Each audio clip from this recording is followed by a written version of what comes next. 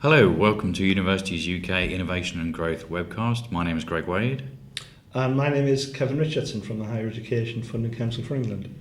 And the topic of this webcast is a general update and forward look at developments in the European Structural and Investment Fund. And this webcast will complement the report back that James Ransom did on the National Growth Programme Board meeting of the 15th of June. So, Kevin, would you like to kick off? Yeah, I think we're looking to do in this, in the next 3 or 4 minutes, Greg, is to take perhaps add a bit of value to the work that James did yesterday, looking perhaps at the next 3 or 4 months ahead. Yeah. So what are other things? What would be the work programme for universities, over the summer break, keep them busy? And things they should be spending time on. Yeah, as a sunshine. So what are the things which I think are important and need to be resolved? I think the decision at the Growth Programme Board to pro-rata the outputs in relation to the relative notional allocation of ESIF. Yeah. It's certainly understandable why that decision has been made. There'll be different opinions depending upon where you are in England, whether that's a positive outcome or a negative outcome. Yeah. But overall, at the end of the day, the quantum of the outputs needs to be delivered. Now, we haven't yet seen the outcome of the negotiations between the government and the European Commission on what that quantum is. And that's something we need to pick up on, I think, pretty quickly as the programme is finally signed off. And an early task, of course, will be for each of the local ESIF committees to refresh their ESIF strategies, because they were published, 18 months or more ago now. And it's fair to say that many of the local committees, had a reasonable and realistic attempt at defining how many outputs they thought they could deliver for the amount of cash that was set aside for their area. Yeah. It's fair to say that some of the areas perhaps weren't as rigorous, either too positive or perhaps too negative. So that process, I think, will be important. It's a bit technical, but I think it's really important at this particular stage to get that right. Yeah. Clearly, partnerships will want to be ambitious, but they also need to balance that with some realism, because of course the outputs will trigger failure to deliver the outputs in a couple of years' time will lead to decommitments and potential transfer of cash to other parts of England. So I think what we're saying is think carefully and get it right with your other local partners. Yeah, and all LEP should have an ESIF committee now. Yeah, they're all and all the committees have an HE rep. Yeah. So we have received a number of requests recently, Greg, about the detailed definitions of these standard outputs. Now, they are available at the back of the concepts and recommendation document, which is on the LinkedIn group, and it's been circulated widely. However, we need to be sure that the managing authorities are perhaps making the sector and other partners aware of how they will be interpreted within England, because there is a potential risk if there's a different interpretation from a UK managing authority perspective and a European Court of Auditor who in a couple of years' time will turn up. Now, a little while ago, a number of the universities across England did some really good work and given us lots of detailed comments, and we fed that through, and I think we'll be looking to see the resolution of that process as soon as possible, I think. Because we really need to nail this down, sort out the audit problems before you start, not after you've spent the cash, I think is what we're trying to say. Yeah, and we'd certainly hope for that to happen, as it's been a long-standing issue. Yeah. So if any of the sector, have a look on the LinkedIn group and sort of trail through the bottom, you'll see the detailed comments which were submitted. Certainly worth a look. Okay. Where are we with the main calls? I think James reported yesterday that particularly in Priority Access 1 and 3, the amount of, in terms of the headline figure, I think was particularly pleasing, and I was very pleasantly surprised, but really good start. Now obviously that figure will come down somewhat during appraisal, that's understandable. Now, the National Committee agreed that the main calls will come out in July. Now, local partnerships, I think, will need to take a view with the managing authority about what amount of cash they wish to release in the next call period. And there's a balance, isn't there? There's a balance between making a good start, doing as much as we can as early as we can in order to hit the spending targets, but at the same time, perhaps not overcommitting for the rest of the programme period. Yeah. So it may be worthwhile having a sensible discussion with your managing authority, in your local CLG office, with your ESIF committee, to try and get that amount of money, what's right for your area. Yeah. And it will be different in different parts of England. Mm-hmm. If you're in a local area that has a relatively small amount of ESIF, you may take a different approach to perhaps if you're in one of the transition regions, for instance. Yeah. Yeah. And I mean, what's your view in terms of what universities should be doing at a local level in relation to ESF and higher level skills? Oh, I think this is a really critical time. Now, the National Committee agreed where there's a demand from a local partnership to use a relatively small part of the ESF for a range of actions around high level skills. Yeah.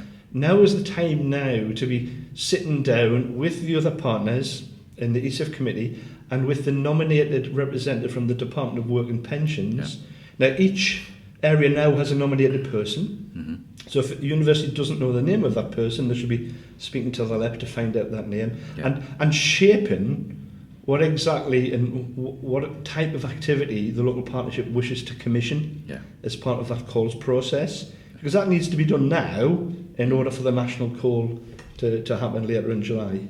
Yeah. So now's the time to get on with it. Yes, and get in touch with the local DWP person in the context of the LEP strategy. Yeah. So if you don't know your local DWP person, now's the time to get on with it and talk to that person and the other partners on the ESIF committee about, from the relatively long range of possible actions which could be funded, which of those activities are right for your particular area, particularly around the priority growth sectors, about understanding where there's market failure and how that can be evidenced, because those are the things which need to be brought forward in that call. Yes. And if people at the local level don't have success in talking to their DWP people, or they're getting mixed messages, then that's something we would really like to know about via the LinkedIn group, or by getting in contact with us directly. Certainly. We can follow up on that. Now's the time to do it. Yeah. Okay. Smart specialisation. There was a lot of talk about the hub. Do you want to update us on where you think we are with the hub and any other comments about smart specialisation generally? Okay, I'll begin with the strategy, of course. The draft strategy, as you know, was sent across to the Commission about this time last year. And we're expecting to see a finalised version of that as the ERDF programme is finalised, hopefully over the course of in the next short period of time. The smart specialisation strategy, though, at the time was very much based upon the government's industrial strategy around the priority sectors and the 8 great technologies. Now, we don't know yet what the new government, in particular the new Secretary of State, wishes to do in terms of taking forward the industrial strategy and the 8 great technologies. So, the two things are very much linked. So we're watching very carefully to see what happens with the industrial strategy, see how that morphs, because that will impact upon smart specialisation. In terms of the hub, the government decided to invite Innovate UK and the KTN network to take the lead role in bringing forward a proposal. And that proposal has been submitted for technical assistance. That call process hasn't yet finished though, so we don't know if there'll be anyone else making a proposal for it.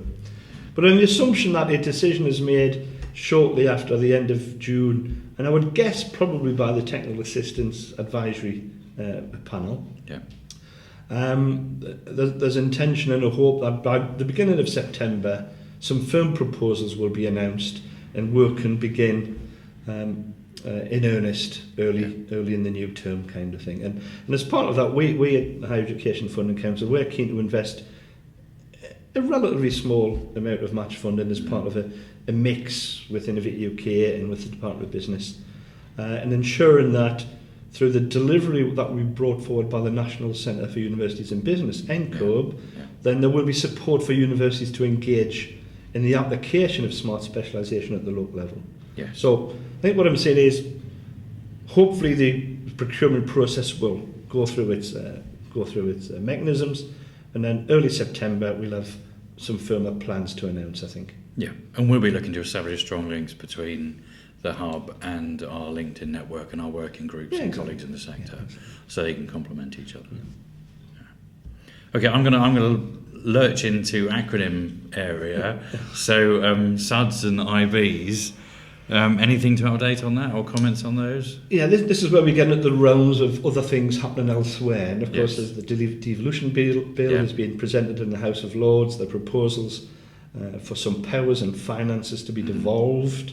And of course, that bill needs to go through the House. Yeah. And we don't yet know how it will be implemented. But sort of regular users and watchers of these videos will be aware that the decision's been made by the National Committee to begin with. A small amount of the ESIF funds will be delegated to the core cities as intermediary bodies, with the intention that the amount will be reviewed in 12 or 18 months' time. Now, those local partnerships in those particular areas, I suspect very shortly will need to develop their sustainable urban development strategies, which will be a requirement of being an intermediary body. And indeed, the intermediary bodies will need to be assessed to meet the requirements of the regulations. So that will be an ongoing process. And perhaps as an ancillary part of that debate, the potential now for, in some places, for local co-financing organisations for European Social Fund to be established at the same time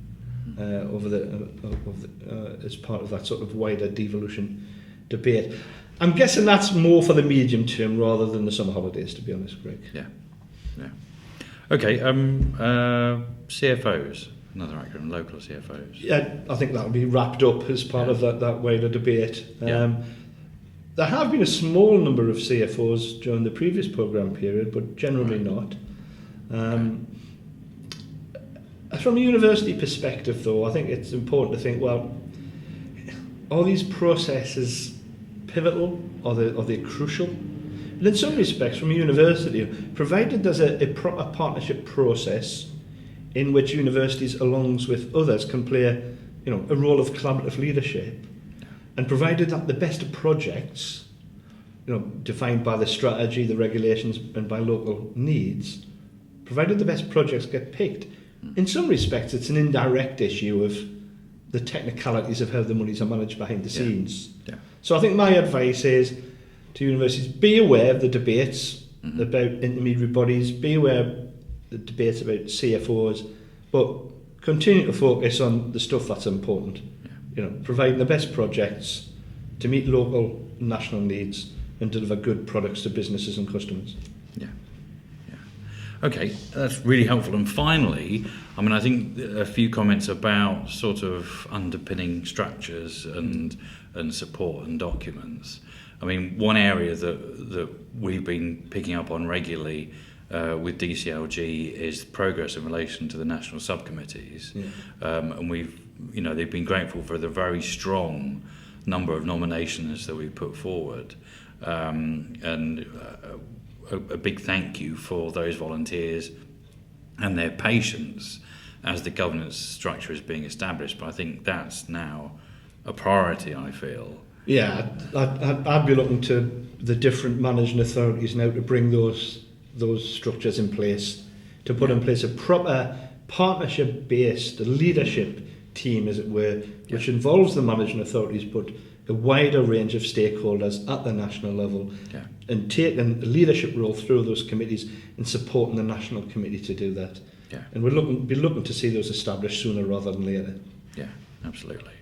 And other areas where further support is needed or progress? Some stuff in the back office I think, Greg's, important. For those who are experienced in this, as many universities have submitted outline proposals, the things they need now, the detailed definitions of the outputs, which we've discussed, the new procurement rules, we really need those quite urgently, because they need to take into account, the new opportunities provided by the revised state aid guidelines, but also the new procurement directives, which are now in force. So I think we really need those published by CLG and by the other managing authorities as soon as possible, please. So the plea goes out. Absolutely. Hopefully they are watching. Yes. As usual, colleagues, we would welcome any feedback on the webcast when you view it, or any comments or questions. Please post them on the YouTube page or come back to us directly. But in the meantime, thank you very much, Kevin.